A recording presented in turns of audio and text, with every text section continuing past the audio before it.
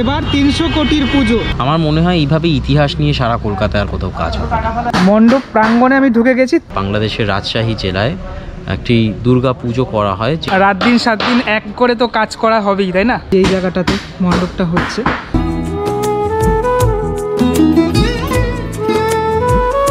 কলকাতার দুর্গাপুজোর ইতিহাসে এরকম ঘটনা আমার মনে হয় না আর কখনো ঘটেছে। 300 কোটির পুজো, 300 কোটির শুধুমাত্র দুর্গা নয়, 300 কোটির পুজো। গ্রাম থেকে শহর, জেলা থেকে মফস্বল, এমনকি বন্দর থেকে সমতল, সমস্ত জায়গাতেই এই বছরের 2021-এর দুর্গাপুজোর মানে যে থিমটা 300 কোটির পুজো, এই অ্যাডভার্টাইজমেন্টটা সমস্ত জায়গাতে রয়েছে। কিন্তু প্রশ্ন একটা, কোথায় হচ্ছে এই 300 কোটির পুজো? শুভ সকাল, সুপ্রভাত, গুড মর্নিং সবাইকে। নতুন আরও একটা দিনে নতুন আরও একটা ব্লগে স্বাগত। কোটি টাকার পুজো বলে কথা, তাও আবার 1 কোটি 2 কোটি না, 300 কোটি। যারা কলকাতায় থাকো বা কলকাতার পার্শ্ববর্তী এলাকায় থাকো বা কোনো জেলায় থাকো, তোমরা দেখেই নিয়েছো অলরেডি যে 300 কোটির পুজো বলে একটা পোস্টার বা অ্যাড সমস্ত জায়গাতে, সারা কলকাতা জুড়ে, সারা জেলা জুড়ে, অনেক জেলায় রয়েছে। এই অ্যাডটা কিন্তু ঘোরাফেরা করছে, কিন্তু এই অ্যাডভার্টাইজমেন্টের মধ্যে কিন্তু কোথাও লেখা নেই 300 কোটির পুজোটা ঠিক কোথায় হচ্ছে বা কোন ক্লাবে হচ্ছে। প্রতি বছরই কলকাতার দুর্গাপুজোয় কিছু না কিছু চমক থাকেই। এর আগেই তোমাদেরকে দেখিয়েছি আরও একটা ব্লগে যে সবথেকে দামি প্যান্ডেল, সেটাও তোমরা দেখেছো already.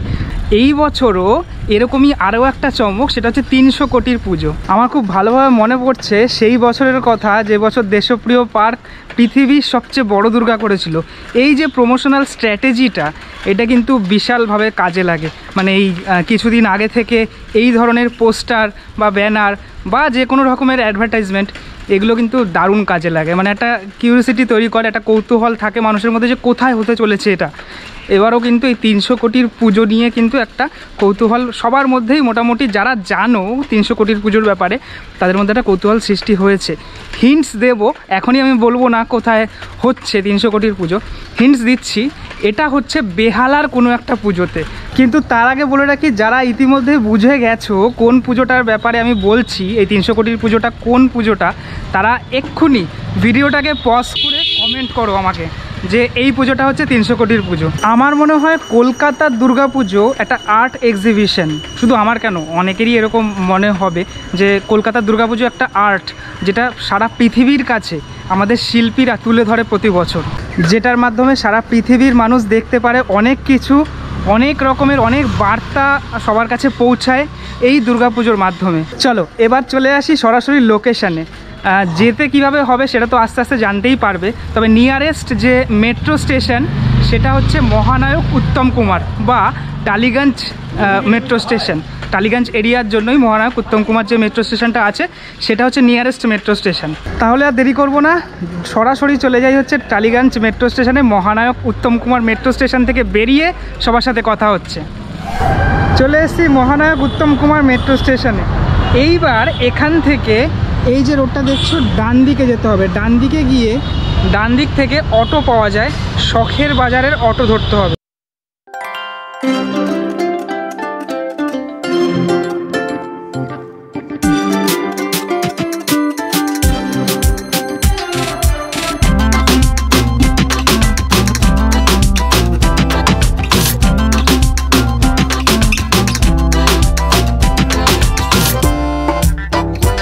Uttam Kumar metro station থেকে এগিয়ে আসলেই মহানায়কের যে স্ট্যাচু, এই যে স্ট্যাচুর ঠিক পিছনের দিকে, স্ট্যাচুর পিছনের দিকে এখানে তোমরা এরকম অটো পাবে। এই যে দেখছো অটো স্ট্যান্ড।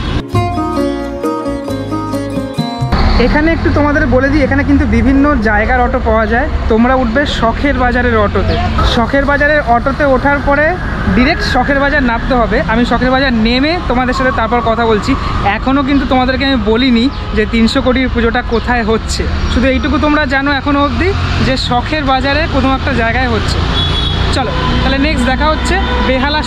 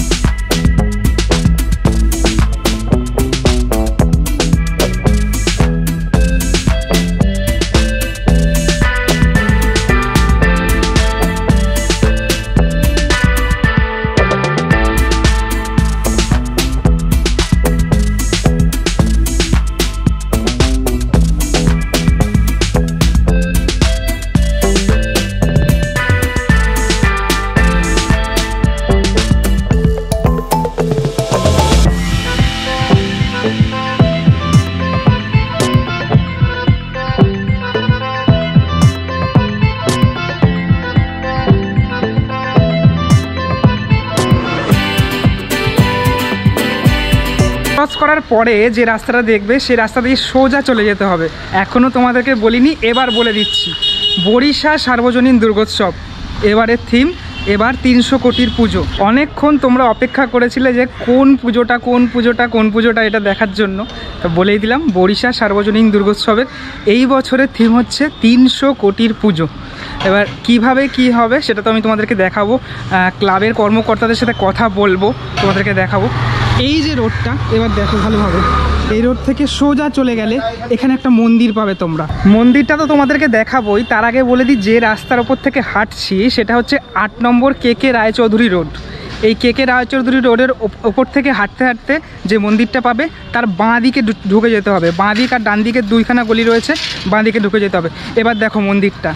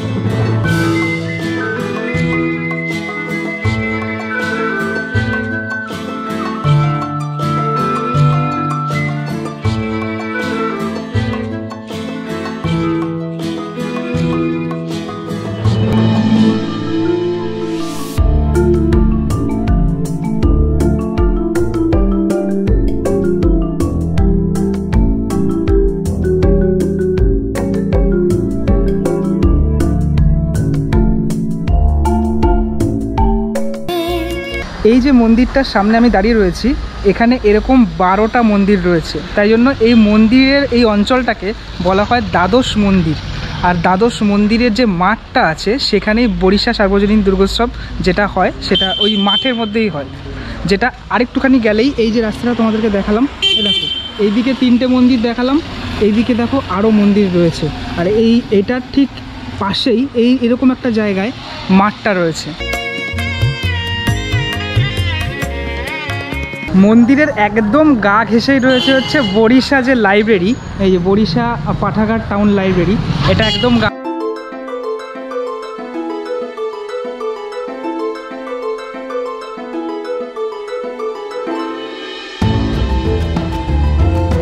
এসছি, মানে যে রাস্তাটা তোমাদেরকে দেখালাম ওখান থেকে দেখালাম, এই রাস্তাতেই এইখানে দেখো এই যে পুজোর কাজ চলছে। এই যে এটা হচ্ছে পুজোর যে মণ্ডপটা, সেটা হচ্ছে এইটা। ডিটেইলে তোমাদেরকে দেখাবো, কিন্তু তার আগে একটু এই মন্দির সম্পর্কে কিছু একটু বলে রাখি তোমাদের।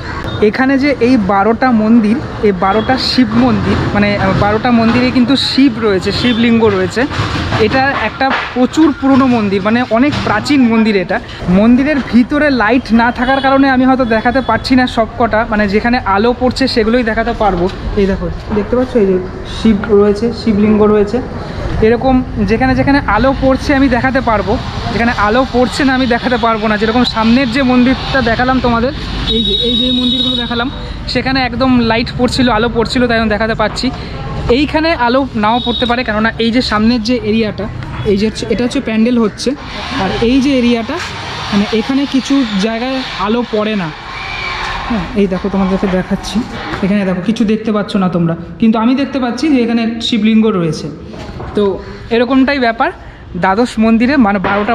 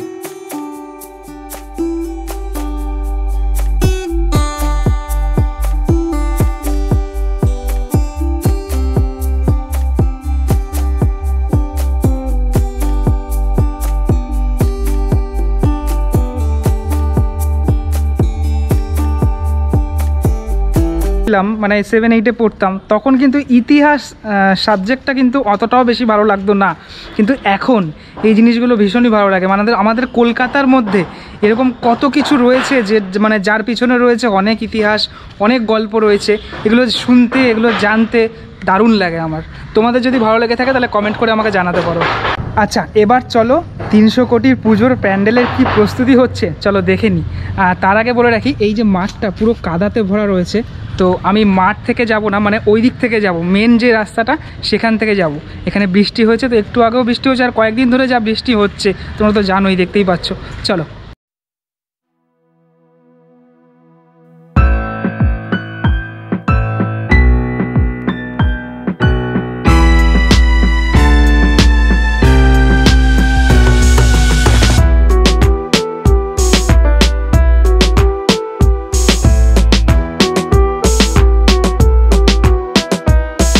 আর কয়েকদিন ধরে যা বৃষ্টি হচ্ছে তাতে কাদাটা হওয়াটাই স্বাভাবিক।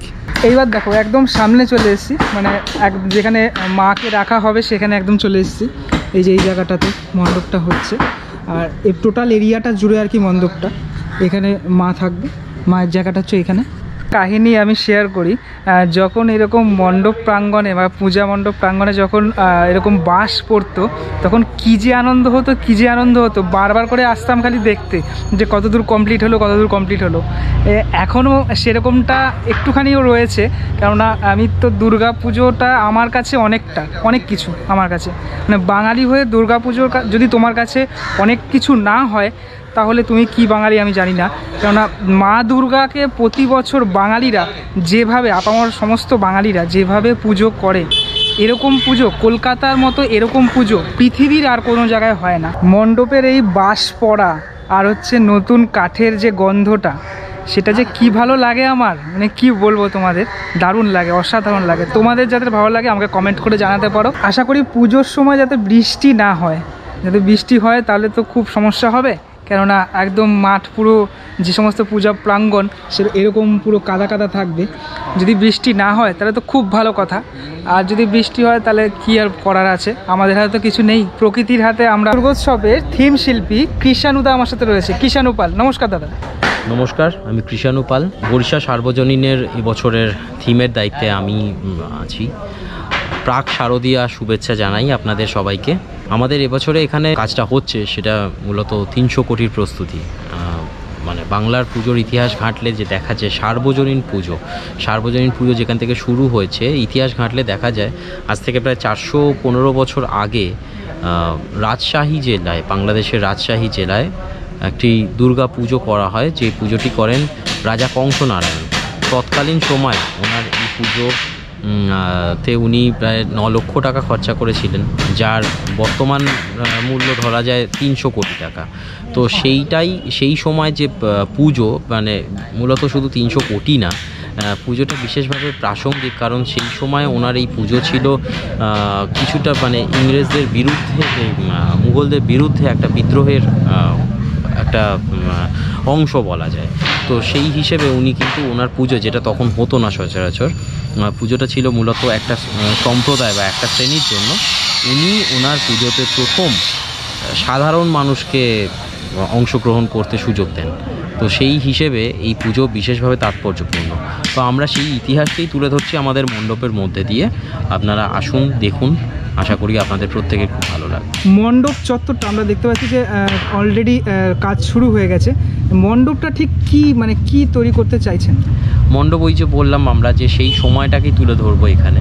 আচ্ছা, আমরা মূলত সেই সময়ের বিভিন্ন জিনিসপত্র দেখা যাবে মণ্ডপে, কাজে দেখা যাবে। হ্যাঁ। আচ্ছা, এই যে 300 কোটির পুজোর ভাবনাটা কিভাবে মাথায় এলো একটুখানি শুনতে চাই। ভাবনা বলতে এটা একটা ইতিহাস। এটা সম্রাট চট্টোপাধ্যায় আছেন, উনি গবেষণা করছেন দীর্ঘদিন ধরে। সম্রাটদা দুর্গাপুজো গবেষণার মধ্যেই নিজেকে রেখেছে, তো সম্রাটদার গবেষণার ওপরেই আমার এই কাজ। বেশ, করোনা আবহে এই 300 কোটির পুজো, এখানে তো মানুষ তো আসবেই, কি বলতে চাইবেন দর্শকদের, যে স্বাস্থ্যবিধি মেনে আসার কথা কি বলতে চাইবেন? এখন শুধুমাত্র পুজো না, দর্শকদের স্বাস্থ্যবিধি মেনেই চলতে হবে, কারণ আমরা এখনও শুনতে পাচ্ছি ওষুধ বা তার সাথে সাথে সমানভাবে তার প্রোটেকশন নেওয়াটা কতটা গুরুত্বপূর্ণ। তো থার্ড ওয়েভের ভ্রুকুটি আছে, সেই সব উপেক্ষা করেই মা দুর্গার উৎসবে আমরা সবাই মিলে লেগে পড়েছি। তো আপনারাও সবাই আসুন, কিন্তু শৃঙ্খলা মেনে সরকারের যে নীতি, যে নিষেধাজ্ঞা রয়েছে সেই সমস্তগুলো বজায় রেখে আপনারা পুজো উপভোগ করুন। বেশ, মণ্ডপ তো শুরু হয়েই গেছে, মণ্ডপ কবে নাগাদ শেষ হবে বলা যেতে পারে? মহালয়ার মধ্যে পুরোপুরি কমপ্লিট হয়ে যাবে। মহালয়া থেকে কি ওপেনিং দর্শকরা আসতে পারে ধরে নেওয়া যায়? আচ্ছা, আর একটা বিষয়, সেটা হচ্ছে এই যে বরিশা সার্বজনীন ক্লাব দুর্গোৎসব, এটা অন্য পুজো থেকে কিভাবে আলাদা এই বছরে একটুখানি জানতে চাই। আমার মনে হয় এইভাবে ইতিহাস নিয়ে সারা কলকাতায় আর কোথাও কাজ হবে। আমরা যে বিষয় নির্বাচন করেছি সেই বিষয়টা সম্বন্ধে মানুষের জানাটা খুব দরকার, কারণ ইতিহাসের তো অনেকগুলো ধাপে আমরা অনেক ঘটনা দেখতে পাই। এই ঘটনাটা বোধহয় মানুষ সেইভাবে অতটাও জানতে পারেনি, কিন্তু বিষয়টা যেহেতু আমরা দুর্গাপুজো করি, আমাদের কাছে এটা আরও বেশি ভালো লাগার, কারণ যে ধারা চলছে, যে ধারা দিয়ে আমরাও এগিয়ে যাচ্ছি, সেই ধারাটা ঠিক কোথা থেকে শুরু হয়েছিল, কিভাবে শুরু হয়েছিল, সেটা তো জানাটা ভীষণ দরকার। তো সেই জায়গা থেকে আমাদের পুজো সারা কলকাতার মধ্যে একটা কি বলবো, ভীষণই মৌলিক। আরও একটা বিষয়, সেটা হচ্ছে দ্বাদশ মন্দির। আমরা জানি যে একদমই পাশে এই যে দ্বাদশ মন্দিরের একটা ইতিহাস রয়েছে অবশ্যই, তারই সাথে সাথে এই বছরের যে থিম, এটা একটা কোথাও কি মেলবন্ধন ঘটেছে কি বলেন? হ্যাঁ, অবশ্যই। এই যে দ্বাদশ মন্দিরের পাশেই আমরা একটা ঐতিহাসিক বিষয় নিয়ে কাজ করছি, সেটা তো অবশ্যই একটা বিশেষ তাৎপর্যপূর্ণ, কারণ আমরা সবাই সাবর্ণ রায়চৌধুরীর যে পুজোর কথা জানি, কিন্তু সাবর্ণ রায়চৌধুরীর পুজোর জায়গায় দাঁড়িয়ে আমরা রাজা কংসনারায়ণের ইতিহাসকে তুলে ধরছি। তো এটা অবশ্যই সবাইকে আনন্দ দিতে পারবে, আর এই জায়গাটাও এটার সাথে খুবই সুটেবল। বেশ, এবারে জানতে চাইবো যে এই থিমের সাথে মায়ের প্রতিমা সেটা কোথাও তো একই রকমভাবে হবে, সেটার একটুখানি জানতে চাইছি, বিস্তারিত জানতে চাইছি মায়ের প্রতিমাটা কী হতে চলেছে। আমাদের প্রতিমার যে পুরো ড্রয়িং, প্রতিমার পুরো যে কীরকম রূপদান হবে সেইটা সমস্তটাই করছেন বিখ্যাত পেন্টার শ্রী সুব্রত গঙ্গোপাধ্যায়। তো ওনার মস্তিষ্ক প্রসূত প্রতিমা, কিন্তু যেহেতু আমরা একটা হিস্টোরিক্যাল কাজ করছি, ইতিহাসকে মেনটেন করেই আমাদের সব কিছু করতে হয়, তো সেই সময়কালকে মাথায় রেখে তাকে মডার্ন ফর্মে কিভাবে করা যায় সেটা সামঞ্জস্য রেখেই সবটা করা। প্রতিমা এবং মণ্ডপ দুটোই কিন্তু এভাবেই তৈরি হয়, মানে দুটো দেখেই মনে হবে যে আমরা সেই সময় ফিরে গেছি। হ্যাঁ, এটা বলা যেতেই পারে। একদমই তাই। আরও একটা আমি শেষ জানতে চাইবো যে কৃষ্ণদা, তোমার কাছে বাঙালির পুজোর সাথে পুজো আর হচ্ছে বাঙালি দুটোকে তুমি কিভাবে দেখবে? পুজো আর বাঙালি দুটো আলাদা না, দুটো এক। মানে বাংলা দুর্গাপুজো ছাড়া বাংলার পরিচয় হয় বলে আমি বিশ্বাস করি না। তো বাঙালি মানেই দুর্গাপুজো, দুর্গাপুজো মানেই বাঙালি। একজন শিল্পীর কাছে তো অবশ্যই দুর্গাপুজো একটা বিশেষ জিনিস, যেটা সারা পৃথিবীর কাছে আমার মনে হয়, আমার ব্যক্তিগতভাবে মনে হয় যে একটা আর্ট এক্সিবিশন। এই বিষয়টা কি বলবে এই বিষয়টা নিয়ে? না, এটা তো মানে এত বড় একটা আর্ট এক্সিবিশন, এত বড় একটা কার্নিভাল, এটা তো আর মানে সেটাও মূলত ধর্মকেন্দ্রিক হলেও, মানে ধর্ম থেকেই পুজো থেকে উৎসব, কিন্তু উৎসবটা আজকে যে জায়গায় গেছে এটা কোনো ধর্মের আঙিনায় আটকে নেই, কোনো মানে একটা রাজ্য বা দেশ শুধু না, সারা পৃথিবীর মধ্যে এর ব্যাপ্তি ছড়িয়ে পড়েছে। তো সেই জায়গা থেকে দুর্গাপুজোর একটা বিশেষ মাহাত্ম্য এটা, মানে এত বড় একটা এই ধরনের একটা ক্রিয়েটিভ প্ল্যাটফর্ম বোধহয় আর সারা পৃথিবীতে আছে কি না। মানে অন্যান্য যে সমস্ত কার্নিভাল হয় সেগুলো কিন্তু অনেকটা অন্য রকম, মানে এই রকম একটা কংক্রিট একটা স্ট্রাকচার করে কাজ, এটা সারা পৃথিবীতে এরকম টেম্পোরারি কাজ আর কোথাও হয় না। মানে আমার অনেক মণ্ডপে অনেক সময় অনেক বিদেশিরা এসছেন, যারা এসে অবাক হয়ে গেছেন, বা অন্যান্য মণ্ডপেও তারা যান, মানে তারা কিন্তু এসে অবাক হয়ে যায় যে এটা একটা টেম্পোরারি কাজ, মানে তারা বিশ্বাস করতে পারে না। তো সেই জায়গা থেকে এরকম মানে এটা আর পাওয়া যাবে না। আচ্ছা, তুমি তো এতদিন ধরে পুজোর সাথে জড়িত, বিগত দিনে এমন কোনো ঘটনা, পুজো কেন্দ্রিক ঘটনা যেটা তোমার হৃদয়কে স্পর্শ করে, একটু শেয়ার করো আমাদের সাথে। পুজো কেন্দ্রিক কোনো ঘটনা? পুজো কেন্দ্রিক ঘটনা বলতে যেমন আমি বলছি গত বছরের একটা কথা। গত বছর থেকে আমরা তো একটা বিশেষ অবস্থার মধ্যে পড়েছি, মানে আমরা একটা যে ভাইরাসের কবলে পড়ে মানে জীবন দুর্বিষহ হয়ে উঠেছে, তার সাথে একের পর এক প্রাকৃতিক দুর্যোগ।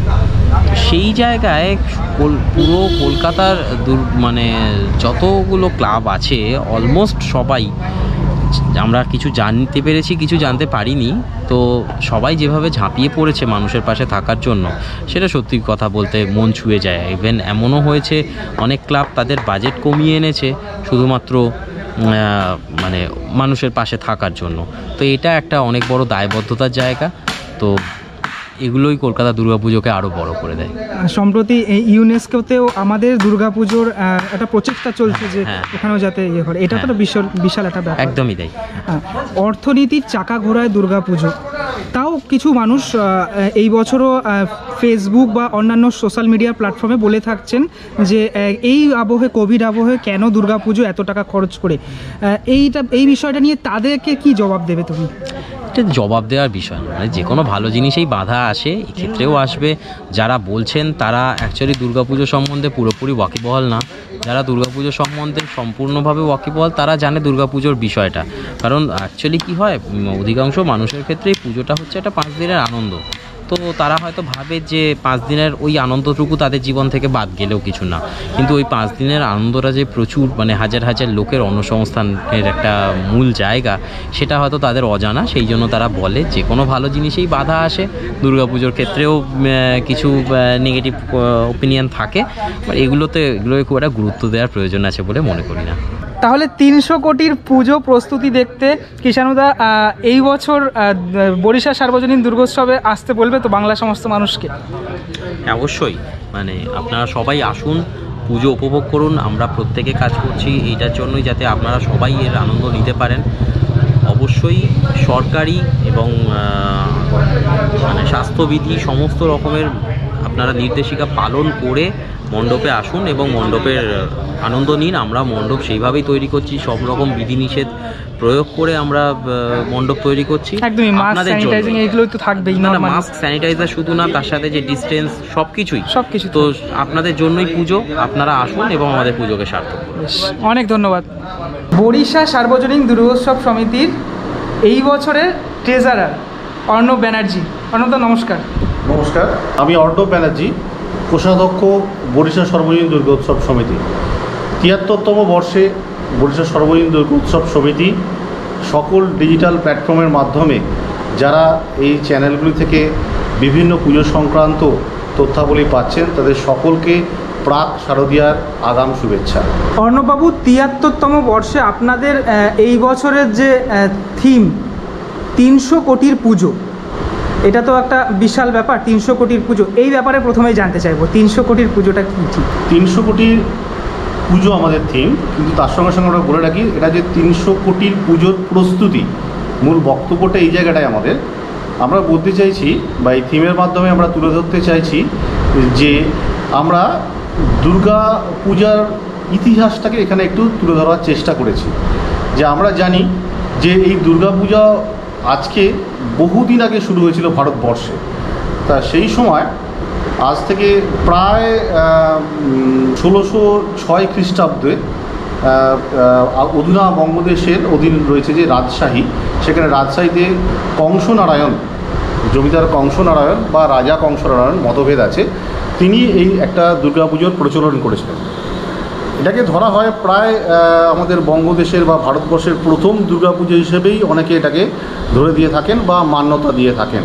তা সেই সময় রাজা কংসনারায়ণ এই পুজো করতে গিয়ে প্রায় খরচ করেছিলেন আনুমানিক ৯ লক্ষ টাকা।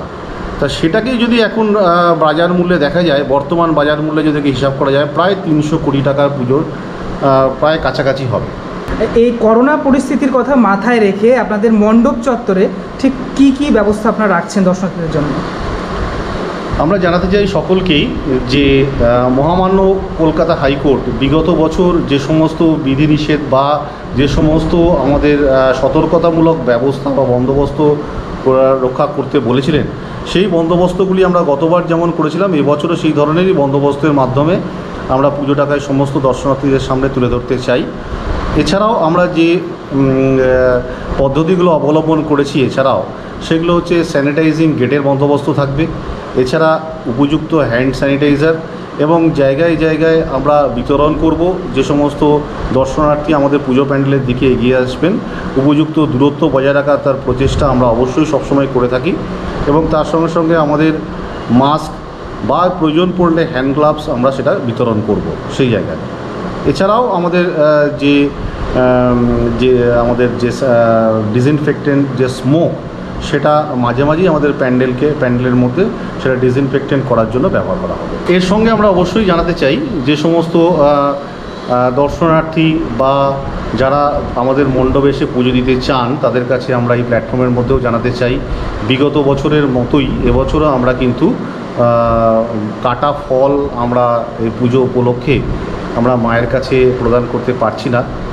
আমরা চাইছি যে আমরা গোটা ফল নিয়ে আসুন এবং যতটা সম্ভব পূজার ফুল কম নিয়ে আসলে ভালো হয়। যদি আনেন সেটা আমরা স্যানিটাইজিং বন্দোবস্তের মাধ্যমে সেটা আপনাদের পূজার উপকরণ হিসেবে আমরা মায়ের কাছে সেগুলি তুলে ধরতে পারবো। বেশ, বরিশা সার্বজনীন দুর্গোৎসবের শুরুটা একটু জানতে চাইছি। আপনাদের যে শুরু হয়েছিল দুর্গাপুজোর শুরুটা, এই ইতিহাসটা, শুরুর ইতিহাসটা একটু বলুন। আজ থেকে ৭৩ বছর আগে ১৯৪৯ সালে আমাদের এই দুর্গাপুজোর সূত্রপাত। আপনারা জানেন সেই সময় সদ্য আমরা স্বাধীনতা লাভ করেছি। সেই সময় আমাদেরকে বেশ কয়েকজন আমাদের এই অঞ্চলে স্বাধীনতা সঙ্গে যুক্ত বা স্বাধীনতা সংগ্রামী এবং আমাদের কিছু এলাকাবাসীর সহযোগিতায় এই দুর্গাপুজোর গোড়াপত্তন হয়েছিল। অবশ্যই এটা একটি পারিবারিক আঙ্গিকেই শুরু হয়েছিল। পরবর্তীকালে বেশ কিছু এই অঞ্চলের বাসিন্দা সেই দুর্গাপুজোটাকে পারিবারিক গণ্ডির বাইরে সর্বজনীন আকারে আমাদের এই পুজোটাকে নিয়ে এসেছিলেন। তখন থেকেই বা প্রাক্তনকাল থেকেই আমাদের এটা বরিশা সর্বজনীন দুর্গোৎসব নামেই এটা পরিচিত এবং আজও সেই পুজো বর্তমান প্রজন্মের সমস্ত দৃষ্টিভঙ্গি বজায় রেখেও পুরনো ঐতিহ্যকে সাথে নিয়েই চলতে চায়। বেশ, এই যে এলাকা আপনাদের বরিশা এলাকা, আমরা সবাই জানি যে ইতিহাসের পাতায় এই বরিশার কিন্তু অনেক নাম রয়েছে, বহু বরেণ্য ব্যক্তিবর্গ এখানে বাস আছেন, এই ব্যাপারে একটুখানি কিছু বলুন। আপনারা জানেন এই অঞ্চল অত্যন্ত ঐতিহ্যবাহী এবং ইতিহাস প্রসিদ্ধ। ঠিক এই আপনাদের এই আমার পুজোদের সামনের যে রাস্তা, এই রাস্তা দিয়েই জবচার্নক একটা সময় এই রাস্তা দিয়ে গিয়ে আমাদের এখান থেকে 100-150 মিটার দূরেই রয়েছে সাঁজের আটচালা। সেখানেই গিয়ে কলকাতার নতুন করে নগরায়নের গোড়াপত্তন করেন। সেই সময়কার সাবর্ণ রায়চৌধুরী জমিদার বর্গের হাত থেকে শুল্কের বিনিময়ে এখানে যারা জমিদার ছিলেন তাদের কাছ থেকেই এই নগরায়নের কাজ করার তিনি দায়িত্ব নিয়েছিলেন। তো সেই জায়গা থেকে এই জায়গাটি অত্যন্ত ঐতিহ্যবাহী। এছাড়াও বহু লেখক, বহু শিল্পী আপনারা জানেন, নাম শুনেছেন, বিখ্যাত কবি অপূর্ব দত্ত আমাদের এখানেই জন্মগ্রহণ করেছেন এবং এখানেই আমাদের এই পুজোর সাথেই, বরিশা সর্বজনীন দুর্গোৎসবের সাথেই ওতপ্রোতভাবে বহুদিন জড়িত ছিলেন। সম্প্রতি তিনি দেহত্যাগ করেছেন, তার আত্মার প্রতি অবশ্যই আমরা শ্রদ্ধা জ্ঞাপন করি।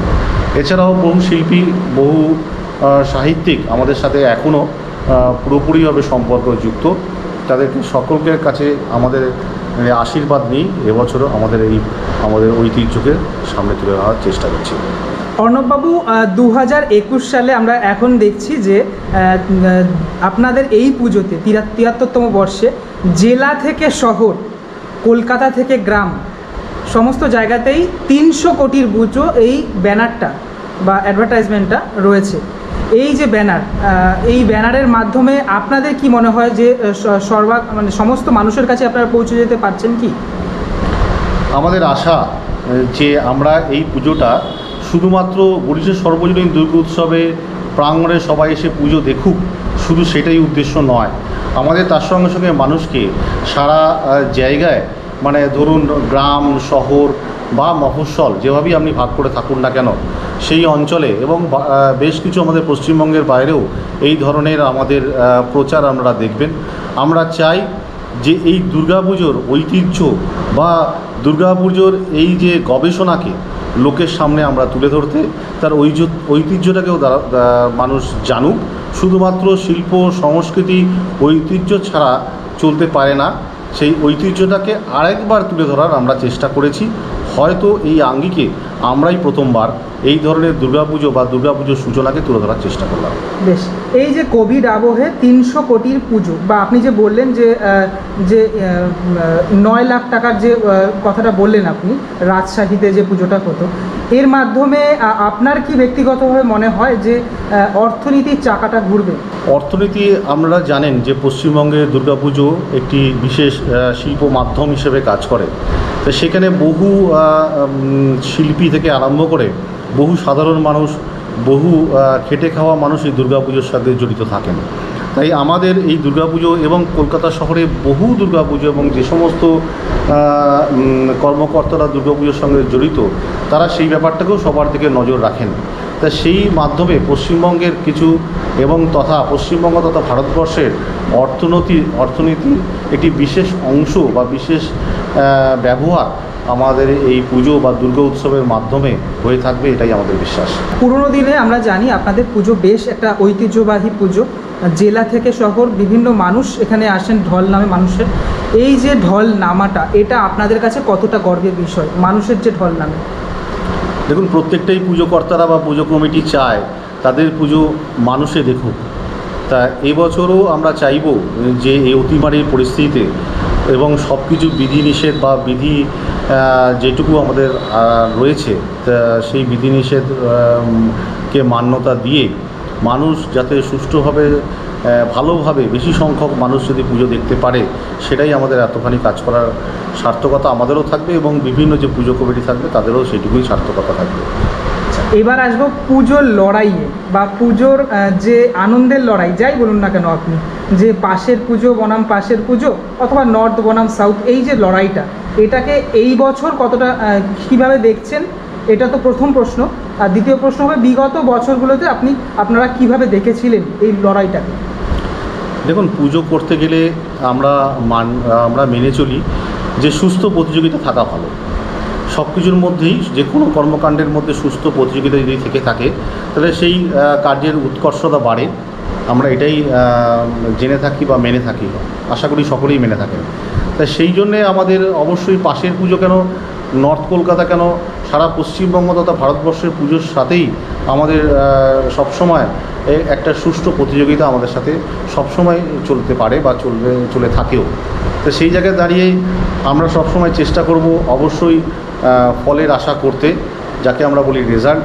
এই ফলে মানে রেজাল্টের মাধ্যমে আমাদের যদি ভালো কিছু এই উৎকর্ষতা নিদর্শন হিসেবে পেতে পারি তাহলে সেটাতেই আমাদের কাছে গর্বের বিষয় হয়ে থাকবে।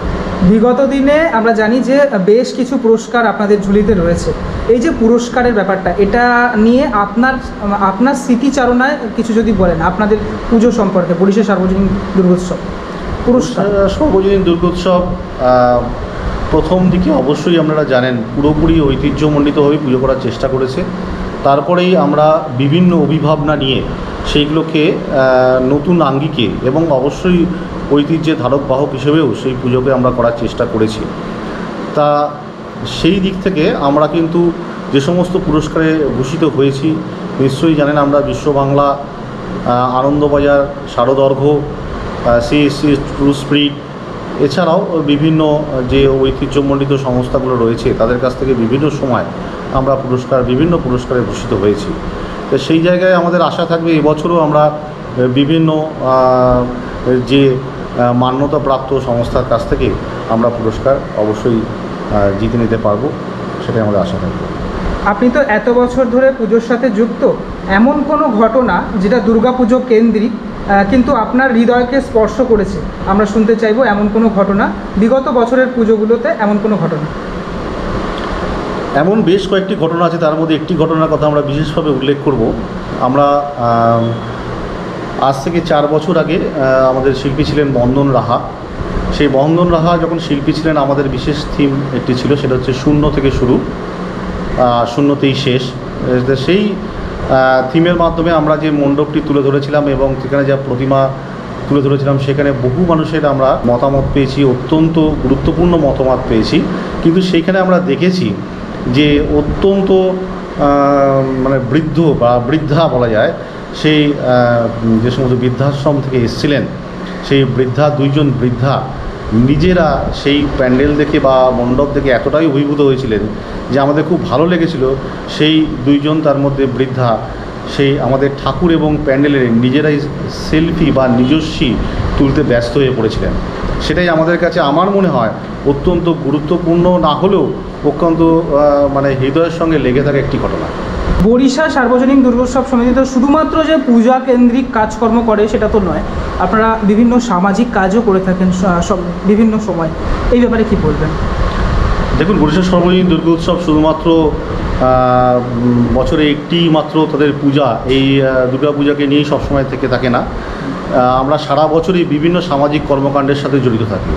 যেমন আপনারা জানেন, এই কোভিড কালে বা কোভিড সময়কালের মধ্যে আমরা প্রায় 1,500 মানুষকে এবং অবশ্যই প্রান্তিক বা পরিযায়ী মানুষকে আমরা চেষ্টা করেছি তাদেরকে ত্রাণের বন্দোবস্ত করা।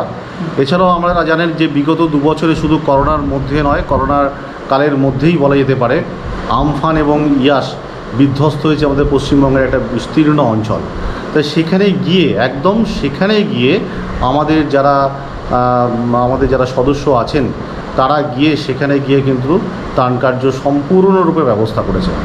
শুধু তাই নয়, এছাড়াও আপনারা জানেন এবছর মানে করোনা যখন অতিমারির থেকে মহামারীর দিকে প্রায় এগিয়ে চলেছিল, সেই সময় আমরা কিন্তু আমাদের এই ক্লাবঘর এবং তার প্রাঙ্গণে পুরোটাকেই প্রায় ব্যবহার করে আমরা অক্সিজেন পার্লার এই এলাকাবাসীর জন্য আমরা খুলে দিয়েছিলাম উপযুক্ত বন্দোবস্তের মাধ্যমে। সেখানে ডাক্তার, নার্স এবং উপযুক্ত অক্সিজেন এর বন্দোবস্ত রেখে এই এলাকাবাসীকে সেই সময় আমরা চেষ্টা করেছিলাম যদি কিছুটা তারা স্বস্তি পায়।